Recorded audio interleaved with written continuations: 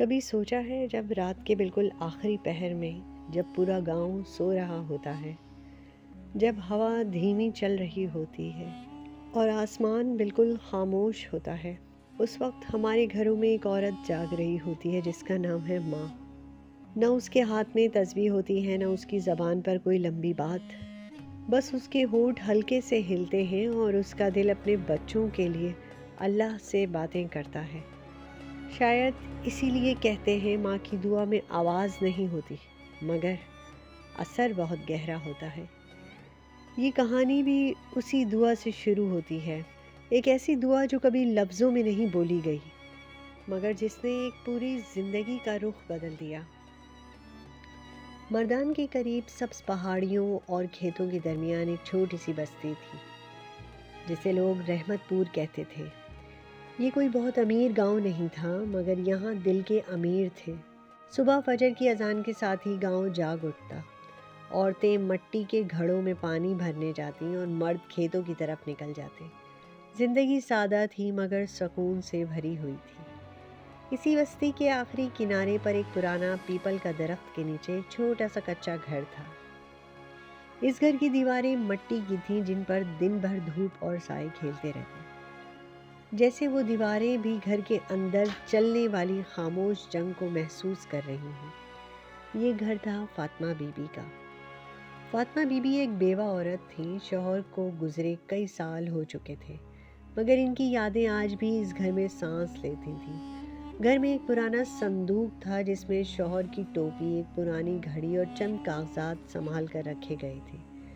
Fatima be be اکثر رات کو صندوق کھول کر انہیں دیکھتی اور خاموشی سے دعا کرتی۔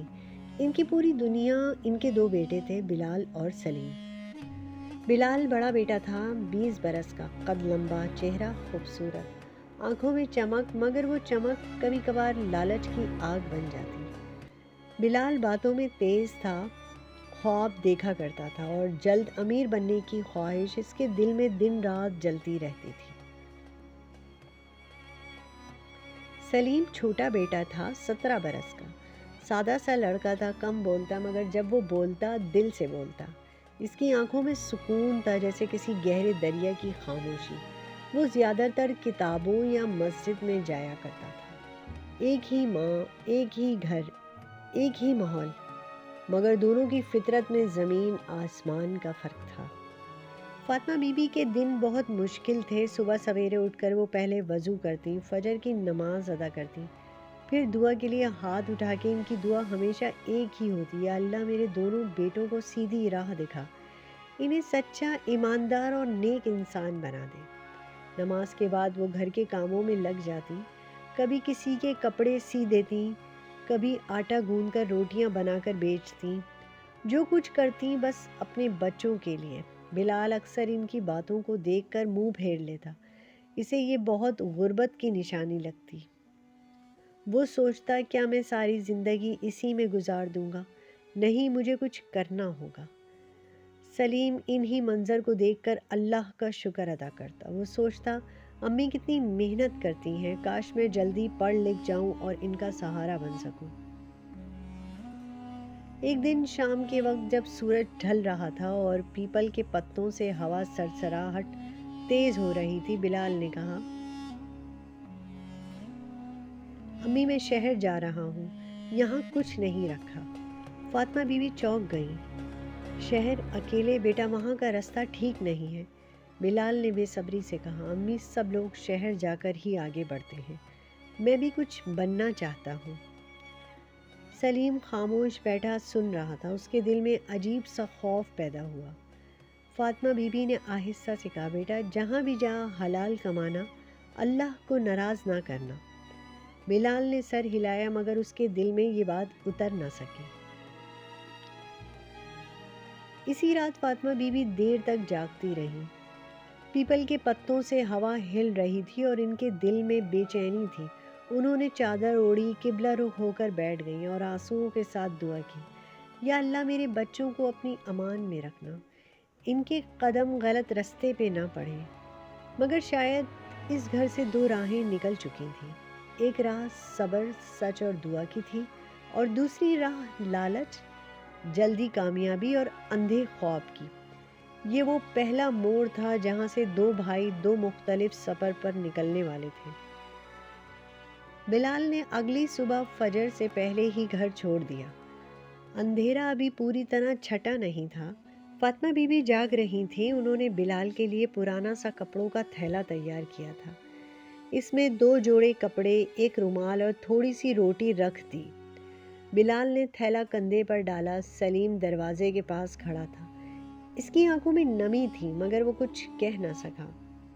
فاطمہ بی بی نے بلال کے سر پر ہاتھ رکھا۔ بیٹا نماز نہ چھوڑنا اور یاد رکھنا حرام کا ایک لقمہ بھی زندگی کو اندھیرا کر دیتا ہے۔ بلال نے جلدی سے کہا امی سب ٹھیک ہو جائے گا۔ یہ کہہ کر وہ چل پڑا۔ پیپل کے پتے خاموش تھے جیسے وہ کچھ کہنا چاہتے ہوں مگر روک لیے گئے ہوں۔ شہر بلال کے لیے ایک نئی دنیا تھا۔ اونچی عمارتیں، تیز رفتار گاڑیاں، روشن بازار۔ یہاں کوئی کسی کو نہیں جانتا تھا اور یہی بات بلال کو اچھی لگتی۔ چند دن وہ ادھر ادھر چھوٹے موٹے کام ڈھونڈتا رہا۔ ایک دن ایک مکان کے باہر اس کی ملاقات خالد سیٹھ سے ہوئی۔ خالد کا لباس قیمتی تھا، آواز میں رعب تھا اور باتوں میں میٹھا زہر۔ کیا نام ہے؟ خالد نے پوچھا۔ بلال۔ آنکھوں میں آگ ہے تمہاری، خالد نے مسکرا کر کہا۔ کام کرنا چاہتے ہو؟ بلال کے دل نے زور سے ہاں کہی۔ یوں بلال کی زندگی میں ایک نیا سفر شروع ہوا۔ پہلے چھوٹا کام، پھر بڑا، پہلے جھجک پھر عادت۔ وہ چیز جو پہلے غلط لگتی تھی اب معمول بن گئی۔ رات کو جب وہ اکیلا ہوتا تو کبھی کبھار امی کی بہت یاد آتی مگر وہ خود کو سمجھاتا سب یہی کرتے ہیں، میں کوئی اکیلا تو نہیں کر رہا محنت۔ ادھر رحمت پور میں سلیم کی زندگی آہستہ آہستہ آگے بڑھ رہی تھی۔ وہ صبح فجر کے بعد مدرسے جاتا، پھر اسکول اور شام کو مسجد۔ ایک دن اس نے امی سے کہا امی میں آگے پڑھنا چاہتا ہوں شہر کے مدرسے میں۔ فاطمہ بی بی نے خاموشی سے اس کا چہرہ دیکھا۔ ان کی آنکھوں میں فخر بھی تھا اور خوف بھی۔ بیٹا ہمارے پاس پیسے کم ہیں مگر اگر نیت سچی ہے تو اللہ رستہ بنا دے گا۔ سلیم نے ان کے ہاتھ چوم لیے۔ امی آپ کی دعا میرے لیے سب کچھ ہے۔ بلال اب پیسے کمانے لگا تھا، کپڑے نئے، موبائل نیا، مگر دل کا سکون کہیں پیچھے رہ گیا تھا۔ سلیم کے پاس پیسے نہیں تھے مگر دل ہلکا تھا۔ وہ جب بھی سجدے میں جاتا اسے عجیب سی طاقت محسوس ہوتی۔ یوں ایک ہی ماں کی دعا کے سائے میں 2 دل الگ دنیاوں میں سانس لے رہے تھے۔ بلال کو جب پہلی بار خالد سیٹھ کے گودام میں لے جایا گیا تو اسے سب کچھ عام سا لگا۔ بوریوں کے ڈھیر، وزن کرنے والی مشینیں اور مزدوروں کی بھاگ دوڑ، مگر جب اس نے غور سے دیکھا تو اسے ایک عجیب سی بات محسوس ہوئی۔ کچھ بوریوں پر جو نام لکھا تھا اندر وہ چیز نہیں تھی۔ اس نے آہستہ سے خالد سے پوچھا یہ آٹا کچھ مختلف سا لگ رہا ہے۔ خالد نے کندھے پر ہاتھ رکھ کر کہا کاروبار میں تھوڑا بہت ایڈجسٹمنٹ تو چلتا ہے۔ بلال نے حیرت سے خالد کو دیکھا۔ اسی دن بلال کو پہلا حکم ملا۔ آٹے میں چوکر ملانا تھا اور چاول میں کنکر ملانے تھے۔ بلال کا ہاتھ کچھ لمحوں کے لیے رک سا گیا۔ اس نے اپنی ماں کا چہرہ یاد کیا، وہی چہرہ جو کہتا تھا حرام ایک لقمہ ہے، زندگی کو اندھیرا کر دیتا ہے۔ مگر پھر اس نے اپنے ارد گرد دیکھا، سب لوگ یہی کر رہے تھے، کوئی نہیں رک رہا تھا۔ اس لیے خود سے کہا میں اگر نہ بھی یہ کام کروں تو کوئی اور کر لے گا۔ یہی سوچ کر پہلی سیڑھی کا افتتاح اس نے کیا اپنی زندگی میں حرام کام کر کے۔ مہینے کے آخر میں جب بلال کو پہلی بار موٹی رقم ملی تو اس کا دل زور زور سے دھڑکنے لگا۔ اس نے نوٹوں کو کئی بار گنا، اتنے پیسے اس نے کبھی ایک ساتھ نہیں دیکھے تھے۔ وہ سیدھا بازار گیا، نئے کپڑے، گھڑی اور مہنگا کھانا۔ آئینے میں خود کو دیکھا تو مسکرا دیا۔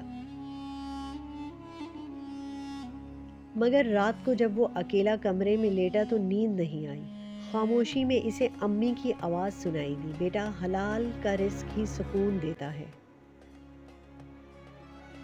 اس نے کروٹ بدلی، موبائل دیکھا اور خود کو مصروف کر لیا۔ کچھ دن بعد بلال نے سوچا کہ امی کے لیے کچھ لے جاؤں۔ بازار میں ایک اچھی سی چادر دیکھی، ہاتھ آگے بڑھے پھر رک گیا۔ اگر امی نے پوچھ لیا کہ اتنا پیسہ کہاں سے آیا، اس نے چادر واپس رکھ دی اور خالی ہاتھ لوٹ آیا۔ اسی رات رحمت پور میں فاطمہ بی بی نے ایک عجیب خواب دیکھا۔ تیز ہوا چل رہی تھی، 2 رستے تھے، ایک رستے پر آگ تھی، دوسرے پر روشنی۔ وہ بلال کا نام پکار رہی تھی مگر آواز ہوا میں گم ہو جاتی۔ وہ گھبرا کر اٹھ بیٹھی اور روتے ہوئے دعا کرنے لگیں۔ دن گزرتے گئے، بلال کا دل اب کم ہی کانپتا تھا۔ جو کام پہلے مشکل لگتا تھا اب آسان ہو گیا۔ وہ خود حساب لگاتا، خود ترکیبیں بناتا۔ خالد اس سے خوش تھا۔ تم بہت آگے جاؤ گے بلال، خالد نے ایک دن کہا۔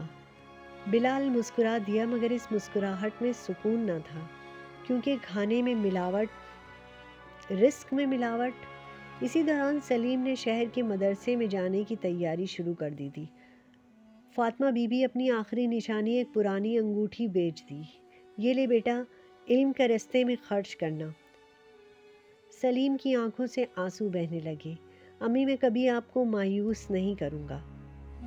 2 بھائی 2 رستے، ایک نے پہلی سیڑھی چڑھ لی تھی مگر وہ سیڑھی اندھیری کی طرف جا رہی تھی، دوسرا بھی سفر شروع کر رہا تھا مگر روشنی کے ساتھ۔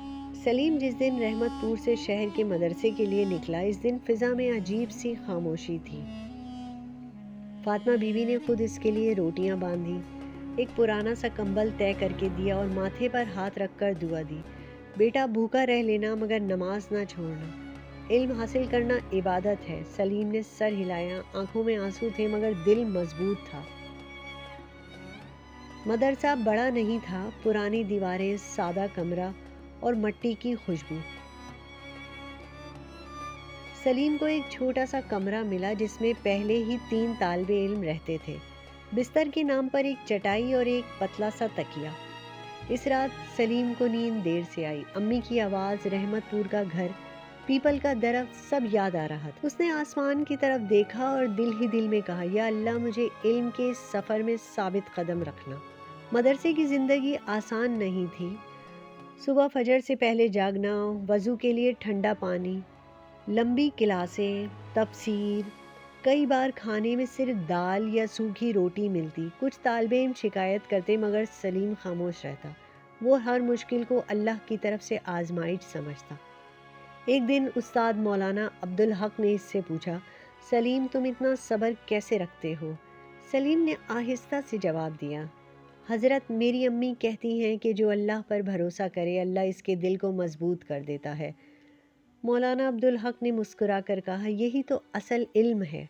ہر جمعے سلیم اپنی امی کو خط لکھتا۔ وہ لکھتا، امی میں ٹھیک ہوں، فکر نہ کرنا، علم مشکل ہے مگر دل کو سکون دیتا ہے، آپ کی دعا ہر جگہ میرے ساتھ ہے۔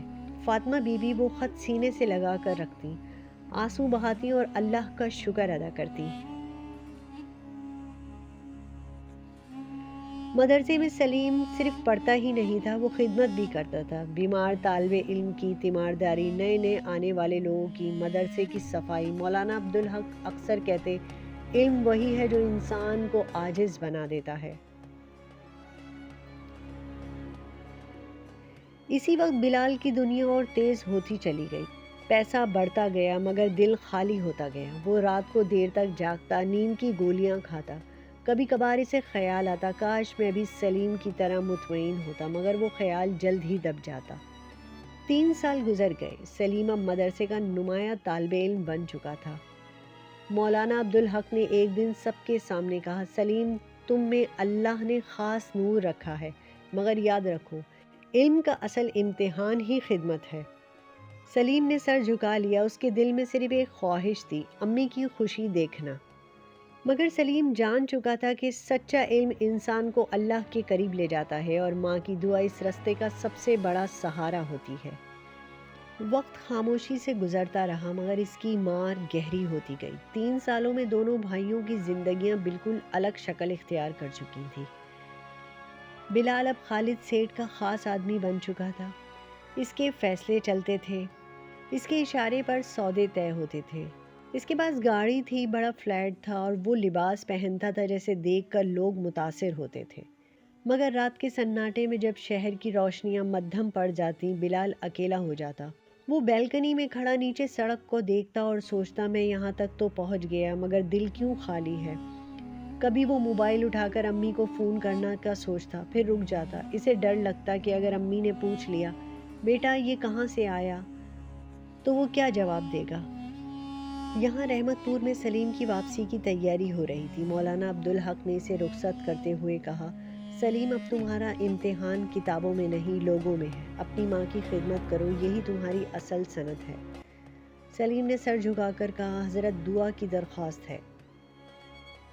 جب سلیم گاؤں پہنچا تو فاطمہ بی بی کی آنکھوں کو یقین نہیں آیا۔ انہوں نے کانپتے ہاتھوں سے سلیم کا چہرہ چھوا۔ میرا بیٹا واقعی تو آ گیا۔ سلیم نے امی کو سینے سے لگا لیا۔ برسوں کی جدائی آنسوؤں میں بہہ گئی۔ فاطمہ بی بی اب پہلے سے کمزور ہو چکی تھی، ان کی کمر جھک چکی تھی، بالوں میں سفیدی آ چکی تھی۔ سلیم کا دل بھر آیا۔ امی اب میں کہیں نہیں جاؤں گا۔ سلیم نے گھر کی مرمت شروع کی، پیپل کے درخت کے نیچے بچوں کو پڑھانا شروع کیا۔ آہستہ آہستہ ایک چھوٹا سا مدرسہ بن گیا۔ لوگ کہنے لگے یہ لڑکا علم والا ہے مگر غرور نہیں۔ ایک طرف بلال تھا جو بلندی پر کھڑا ہو کر بھی اندر سے گرتا جا رہا تھا، دوسری طرف سلیم تھا جو سادگی میں رہ کر دلوں میں بلندی کر رہا تھا۔ فاطمہ بی بی رات کو دونوں بیٹوں کے لیے دعا کرتی، ایک ان کے سامنے تھا، دوسرا ان کی دعاؤں میں تھا۔ وہ نہیں جانتی تھی کہ وقت ایک بڑا امتحان کی تیاری کر رہا ہے۔ یہ وہ وقت تھا جب بلال کی زندگی میں پیسہ تو بہت تھا مگر صبر بالکل ختم ہو چکا تھا۔ خالد سیٹھ نے ایک نیا منصوبہ بلال کے سامنے رکھا۔ شہر کے بیچوں بیچ ایک بڑی عمارت بننی تھی، دکانیں، فلیٹ، سب کچھ۔ خالد نے نقشہ میز پر پھیلاتے ہوئے کہا، اگر ہم معیار کم کر دیں تو خرچہ آدھا ہو جائے گا، منافع دگنا ہو جائے گا۔ بلال نے نقشہ دیکھا، اس کے دل میں ایک ہلکی سی ہچکی آئی، لیکن اگر عمارت مضبوط نہیں ہوئی تو؟ خالد ہنس پڑا، تم اب بھی بچوں جیسی باتیں کرتے ہو بلال، سب یہی کرتے ہیں، قانون صرف کمزوروں کے لیے ہوتا ہے۔ بلال خاموش ہو گیا۔ اسی خاموشی میں اس کی ماں کی آواز گونج رہی تھی مگر اس نے ایک بار بھی اسے نہیں سنا۔ کام شروع ہوا، سستا سیمنٹ لگایا گیا اور جلد بازی سے کیا گیا۔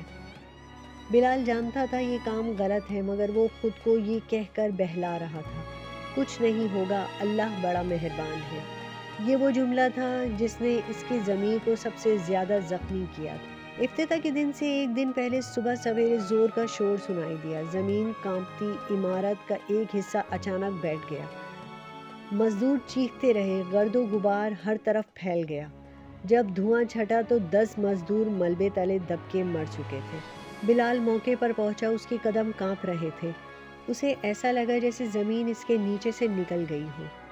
کچھ ہی دیر میں کیمرے آ گئے، سوالوں کی بہچاڑ شروع ہو گئی، کیا ناقص سامان استعمال ہوا، ذمہ دار کون ہے؟ بلال کے کانوں میں آوازیں گونج رہی تھی، اسے خالد یاد آیا، اس نے فون ملایا، خالد کا فون بند جا رہا تھا۔ پولیس آئی، بلال کو حراست میں لے لیا گیا، ہتھکڑیاں لگیں، وہ سب دیکھ رہا تھا مگر جیسے کسی اور کے ساتھ ہو رہا ہو۔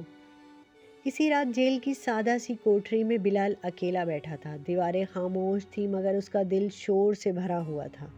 اس نے پہلی بار خود سے سوال کیا، کیا یہ سب پیسے کے لیے تھا؟ اسے اپنی ماں کی یاد آئی، اس کی دعائیں، اس کی نصیحتیں۔ بلال کی آنکھوں میں آنسو بہنے لگے، امی میں ہار گیا ہوں۔ جب خبر رحمت پور میں پہنچی تو فاطمہ بی بی کے ہاتھوں سے تسبیح گر گئی، وہ خاموشی سے بیٹھ گئی۔ سلیم نے ان کے ہاتھ تھامے، امی اللہ انصاف کرنے والا ہے، ہم حق کا ساتھ دیں گے۔ فاطمہ بی بی نے نم آنکھوں سے آسمان کی طرف دیکھا، یا اللہ میرے بیٹے کو سنبھال لے۔ یہ وہ لمحہ تھا جب بے ایمانی کا انجام سامنے آ چکا تھا۔ جیل کی سلاخوں کے پیچھے بیٹھا بلال اب وہ انسان نہیں رہا تھا جو کبھی طاقت اور پیسے پر ناز کیا کرتا تھا۔ اس کے چہرے کی رنگت بدل چکی تھی، آنکھوں میں نیند کی جگہ ندامت آ بسی تھی۔ دن آہستہ آہستہ گزرتے، راتی لمبی ہوتی چلی گئی۔ ایک دن اچانک دروازہ کھلا، سپاہی نے کہا، تم سے کوئی ملنے آیا ہے۔ بلال نے سر اٹھایا تو سامنے سلیم کھڑا تھا، سادہ لباس، پرسکون چہرہ مگر آنکھوں میں درد۔ بلال کی نظریں جھک گئیں، تو یہاں کیوں آیا ہے؟ سلیم نے نرمی سے کہا، بھائی میں تمہیں اکیلا چھوڑ نہیں سکتا، میں تمہارے ساتھ کھڑا ہوں۔ بلال کے آنسو نکل آئے۔ میں مجرم ہوں سلیم، میں نے لوگوں کی جانوں سے کھیل لیا۔ سلیم نے جواب دیا، جرم مان لینا بھی توبہ کا پہلا قدم ہوتا ہے بھائی۔ حق کے سامنے سب برابر ہوتے ہیں مگر انصاف کا دروازہ بند نہیں ہوتا۔ اسی دن سلیم نے کیس کی فائلیں دیکھنا شروع کر دی۔ وہ قانونی تعلیم حاصل کر چکا تھا اور حقائق کو سمجھنے لگا۔ اسے جلد اندازہ ہو گیا کہ اصل سازش خالد سیٹھ کی تھی جو اب غائب تھا۔ عدالت میں پیشیاں شروع ہوئیں۔ میڈیا کی نظریں بلال پر تھیں مگر اب سلیم اس کے ساتھ کھڑا تھا۔ سلیم نے دلیل دی، ثبوت پیش کیے اور گواہوں کو سچ بولنے کا حوصلہ دیا۔ وہ ہر پیشی سے پہلے اپنی ماں کا ہاتھ چومتا اور کہتا، امی دعا کیجیے۔ فاطمہ بی بی بس اتنا کہتی، اللہ سچ کا ساتھ دے گا۔ سلیم نے صرف بلال کا ساتھ ہی نہیں دیا بلکہ مرنے والے مزدوروں کے خاندانوں کے لیے بھی آواز اٹھائی۔ اس نے مطالبہ کیا کہ انہیں معاوضہ دیا جائے جو لوگ مر چکے ہیں۔ جیل میں بیٹھا بلال یہ سب سن رہا تھا۔ اس کے اندر کچھ بدل رہا تھا۔ وہ ہر رات سجدے میں جاگتا اور رو کر معافی مانگتا، یا اللہ مجھے دوبارہ موقع دے۔ کئی مہینوں بعد عدالت نے فیصلہ سنایا۔ بلال کو سزا میں نرمی ملی کیونکہ اس نے سچ قبول کیا اور متاثر خاندانوں کے حق میں کھڑا ہوا۔ خالد سیٹھ کے خلاف وارنٹ جاری ہوئے۔ عدالت کے باہر سلیم نے بلال کا ہاتھ تھاما۔ یہ انجام نہیں، آغاز ہے بھائی۔ بلال کی آنکھوں میں پہلی بار سکون کی جھلک نظر آئی۔ یہ حق کی پہلی جیت تھی مگر اصل جیت ابھی باقی تھی۔ عدالت کے فیصلے کے بعد بلال کچھ دن شہر میں ہی رہا مگر اس کا دل اب وہاں نہیں لگتا تھا۔ جو سڑکیں کبھی سے روشن لگتی تھی اب ویران محسوس ہوتی تھی۔ اس کے کانوں میں اب بھی امی کی آواز گونجتی رہتی۔ ایک شام سلیم کا فون آیا، آواز میں گھبراہٹ تھی، بھائی امی کی طبیعت ٹھیک نہیں ہے۔ بلال کے ہاتھ سے موبائل گرنے ہی والا تھا۔ وہ بنا کچھ سوچے فوراً رحمت پور کی طرف روانہ ہو گیا۔ جب بلال گھر پہنچا تو وہی پرانا کچا گھر اس کا منتظر تھا۔ پیپل کا درخت خاموش کھڑا تھا جیسے سب کچھ دیکھ چکا ہو۔ اندر فاطمہ بی بی چارپائی پر لیٹی تھی، چہرہ کمزور مگر آنکھوں میں وہی شفقت۔ بلال نے قدموں میں بیٹھ کر ان کے ہاتھ پکڑ لیے۔ امی مجھے معاف کر دے، فاطمہ بی بی کمزور آواز میں کہنے لگی۔ بیٹا، ماں کی دعائیں ہر وقت اولاد کے ساتھ ہوتی ہیں۔ یہ الفاظ بلال کے دل میں اتر گئے۔ وہ زاروں قطار رونے لگا۔ اسی رات بلال چارپائی کے پاس بیٹھا رہا۔ ہر سجدے میں آنسو تھے، ہر دعا میں سچائی۔ سلیم بھی ساتھ تھا۔ دونوں بھائی پہلی بار ایک ہی صف میں ایک ہی قبلہ رخ ہو کر جھکے تھے۔ فاطمہ بی بی کے لبوں پر بس دعا تھی، یا اللہ میرے بچوں کو سیدھی راہ پر قائم رکھنا۔ اگلے دن بلال نے فیصلہ کیا۔ اس نے اپنا بچا ہوا سارا مال متاثر خاندانوں کو وقف کر دیا۔ اس نے سلیم سے کہا، اب میں وہی کمانا چاہتا ہوں جس میں کسی کی آہ نہ ہو۔ سلیم نے اس کے کندھے پر ہاتھ رکھا، یہی اصل کامیابی ہے بھائی۔ وقت خاموشی سے چل رہا تھا۔ رحمت پور کا وہی پیپل کا درخت اب بڑے مدرسے کے سامنے کھڑا تھا۔ فاطمہ بی بی اب اس دنیا میں نہیں تھی مگر ان کی دعائیں ہر طرف محسوس ہو رہی تھیں۔ ان کی قبر کے پاس روز پھول رکھے جاتے۔ بلال اب جتنا بھی کامیاب تھا اس کا دل سکون میں تھا۔ اس کی ماں کی دعائیں اس کے ساتھ تھیں۔ اب بلال اور سلیم نے مل کر کام شروع کیا۔ لوگ آ کر پوچھتے، یہ سب کیسے ممکن ہوا؟ بلال مسکرا کر کہتا، میری کامیابی کا راز پیسہ یا طاقت میں نہیں بلکہ جیل کی وہ رات تھی جب میں نے اپنی ماں کو یاد کیا۔ سلیم کہتا، حق اور باطل کی لڑائی ہمیشہ رہے گی مگر جو ماں کی دعا کے ساتھ ہو وہ کبھی اکیلا نہیں۔ رحمت پور کا منظر اب بدل چکا تھا۔ وہی کچا مکان مگر اب ایک مرکز تھا جہاں سچ اور انصاف کی روشنی پھیل رہی تھی۔ یہاں سوئی ہے ایک ماں جس کی دعاؤں نے دو راہوں کو ایک ہی منزل بنایا۔ ایک نے لوٹا، ایک نے سکھایا مگر ماں کی محبت نے دونوں کو ایک سا بنایا۔ سنو اے دنیا والو، یہی ہے سچائی کا دستور۔ نہ ذات میں فرق ہے، نہ مال و دولت میں فرق، صرف نیت کا فرق ہے جو انسان کو راکھ یا نور بنا دیتا ہے، اور اس نیت کو سنوارنے کی طاقت صرف ماں کی دعاؤں میں ہے۔ یا اللہ ہر ماں کی دعا میں اتنی طاقت دے کہ اس کی اولاد سچ کی راہ پر چل سکے، اور ہر بیٹے کو یہ ہدایت دے کہ وہ اپنی ماں کی دعاؤں کی قدر کرے۔ آمین یا رب العالمین۔ سچ اور حق کا سفر آسان نہیں ہوتا، اس میں ٹھوکریں کھانی پڑتی ہیں، آنسو بہانے پڑتے ہیں، مگر جو ماں کی دعا لے کر چلتا ہے اس کے لیے ہر مشکل آسان ہو جاتی ہے۔ بھائی چاہے 2 ہو یا 10، ماں کی خدمت سب کو ایک ہی دھاگے میں باندھ دیتی ہے۔ یہی ہے زندگی کا اصل سبق۔ بے ایمانی کی دنیا فنا ہے، ایمانداری کی دنیا باقی رہنے والی ہے۔